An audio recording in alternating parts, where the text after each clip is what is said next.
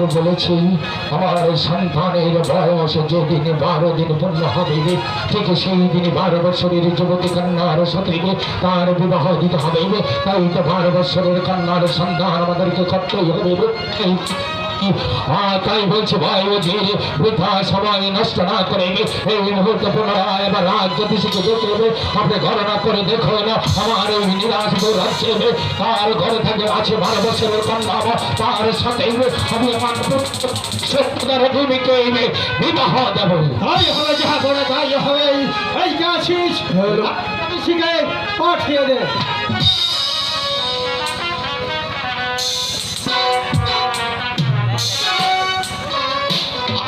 স্মরণ করেছেন মহারাজ। রাজ জ্যোতিষী বলুন মহারাজ। আজ বড় সংকটে পড়ে আমি তোমায় স্মরণ করেছি ভাই। আমার সন্তানের বয়স যেদিন 12 দিন পূর্ণ হবে ঠিক সেই দিন আমার এই নিরাজপুর রাজ্যে তার কন্যার বয়স 12 বছর পূর্ণ হচ্ছে। তুমি তা ভালো করে গণনা করে দেখো। ঠিক আছে, যাব না, আমি গণনা করে দেখি 12 বছরের মেয়ের কোন বাক্য এই বাড়িতে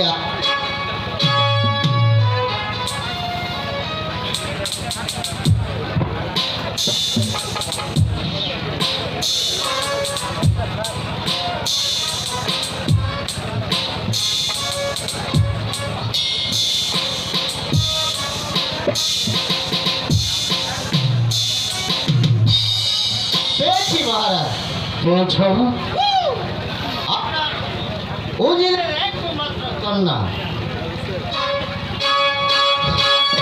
উজিরের একমাত্র কন্যা মা রূপবান।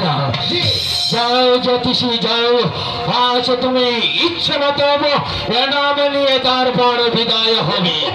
যাও।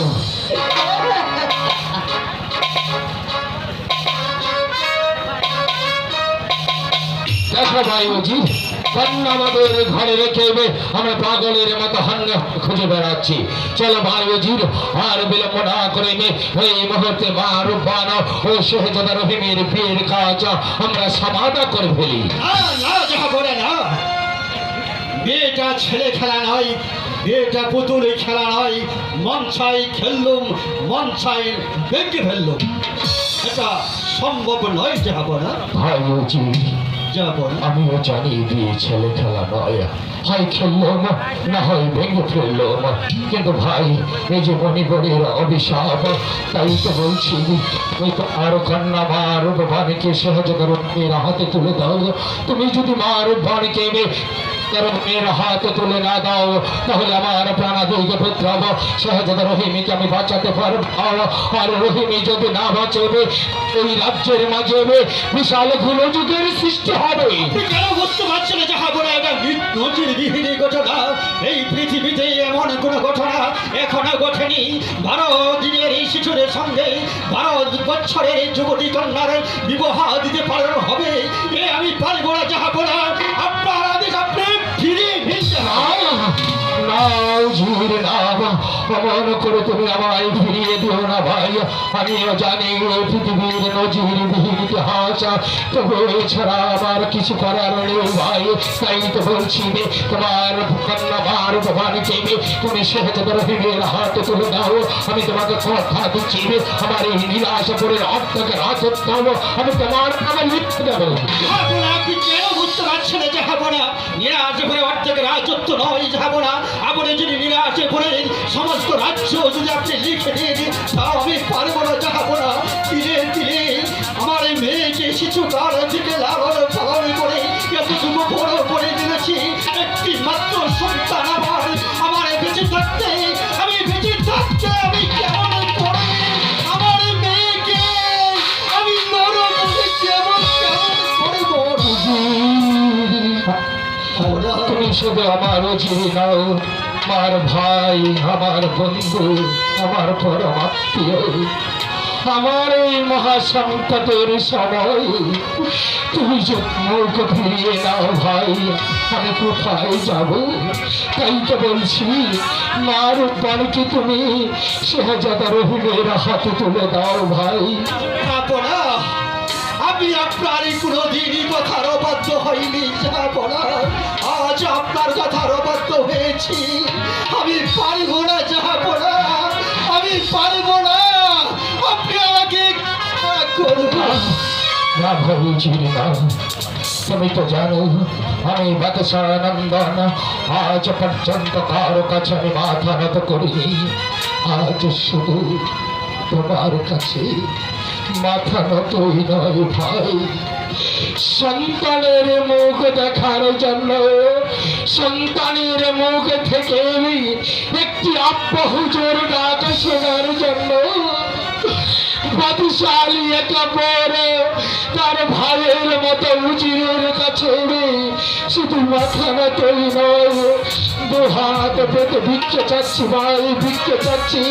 তোমার কন্যা মার উপমানকে তুমি ভিক্ষে দাও ভাই, তুমি খালি হাতে ফিরিয়ে দিও না ভাই। তুমি যদি আমায় খালি হাতে ফিরিয়ে দাও অন্য কোনো দরজায় আমি দাঁড়াতে পারবো না। কেন না খোদা তালা যে ও রত্নকে বলো তোমার ঘরেই দিয়েছে। তারপর আপনি কেন বুঝতে পারছেন না যাব না? আমি পিতা হয়ে মেয়েকে কেমন করে আমি দুঃখের সাগরে ভাসিয়ে দেব যাব না। আপনি যদি কন্যার পিতা হতেন তাহলে বুঝতে পারতেন এর কি বেচা যাব। না না, আমার সন্তান শেহজাদা রহিমকে বাঁচাতেই হবে, আর রহিমকে বাঁচাতে হলে ও মোহনের প্রয়োজন। তাই বলছি তুমি যদি প্রস্তাবে রাজি না হও তাহলে তোমাকে কঠিন থেকে কঠিনত শাস্তি দেব। তাহলে আপনি যে কোনো আদেশ আমাকে দেবেন আমি মাথা ব্যথা নেব, তবু আমি পারবো না আমার মেয়েকে ওই 12 দিনের শিশুর সঙ্গে বিবাহ দিতে পারবো না। আজ তুমি আমার বুক থেকে আমার সন্তানকে কেড়ে নিতে চাও, যে আমার সন্তানকে কেড়ে নিতে চাইবে তাকে আমি কিছুতেই ক্ষমা করবো না। তাই তো তোমাকে আমি শাস্তি দেবো, কঠিন শাস্তি তোমাকে আমি অন্ধকার কারাগারে নিক্ষেপ করবো না। এই শাস্তি তোমার জন্য যথেষ্ট নয়, তোমার শাস্তি হবে আর ভয়ঙ্কর আর মর্মান্তিক আর কঠোর। তুমি জন্মায় করেছ তোমার একমাত্র শাস্তি, তোমার একমাত্র শাস্তি মৃত্যুদণ্ড। মৃত্যুদণ্ড হয়ে যাক তাতে আমার এই কোনো দুঃখ নেই যাব না। তবু আমি মেয়েকে ওই দুঃখের সাগরে কোথায় জন্মা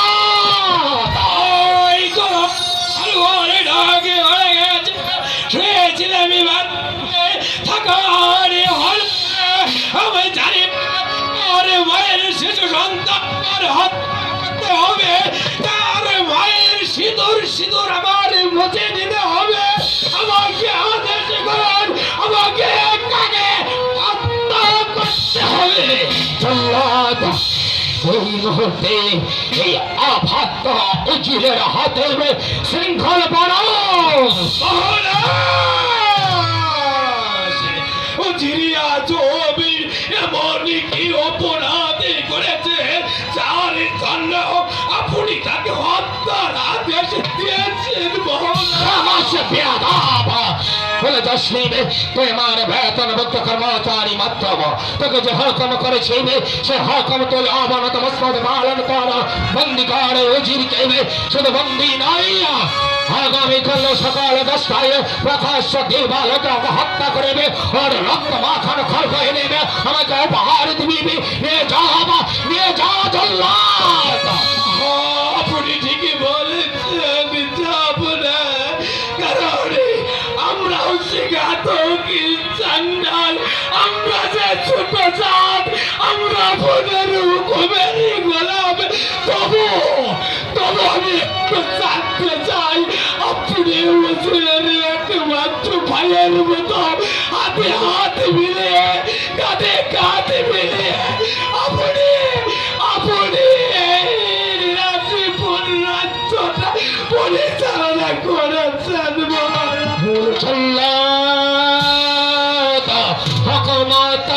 যদি না করিস আমি তোমার চাকরি করে নেব, তাই বলছি বন্দি আমার যে বন্দি করতে হবে, কারণ আমি যদি এই ঘাতকের চাকরি ছেড়ে দিই তাহলে আমাদের ছেলে মেলে নাকে মারা যাবে।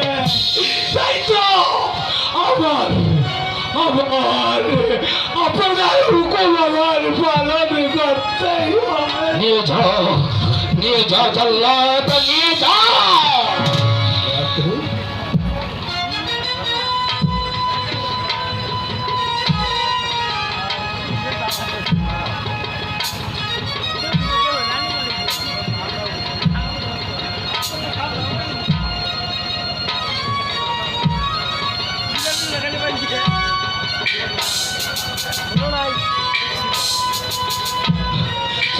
চলো ভাই, আমি তোমাকে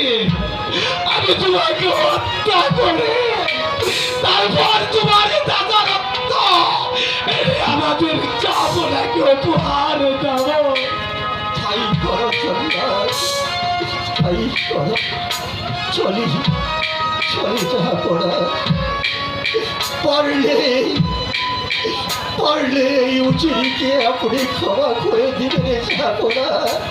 শিশুকাল থেকে একের সঙ্গে বড় হয়েছি আপনার সঙ্গে, দুঃখে সুখে সব সময় এই উজিরি আপনার পাশে থেকেছে যাহাবনা।